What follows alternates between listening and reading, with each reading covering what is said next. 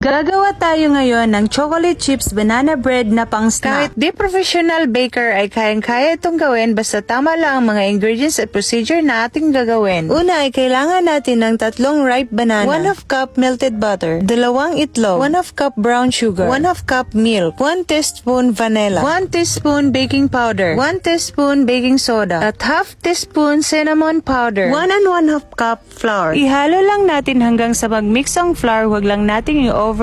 Maglagay ng chocolate chips ay pwede din kayong mag-add ng nuts and dried fruits na gusto nyo. Then mag-brush lang tayo ng butter or oil sa ating loaf pan. Matapos nating i-brush ay i-transfer natin ang banana bread mixture. Maglagay ulit tayo ng choco chips for toppings. Nag-preheat lang ako ng 15 minutes at sinet ko ito ng 170 degrees. Di yan sunog guys ha, chocolate chips yan na melt. I-bake natin ng 30 to 40 minutes. Saktong 30 minutes ko nga lang itong sinalang guys at luto na. Mahilig talaga ako guys sa banana bread at gustong gusto ko talaga na malambot at moist ang loob at di masyadong matamis. Try nyo na rin to, ang dali lang gawin. Bye and God bless!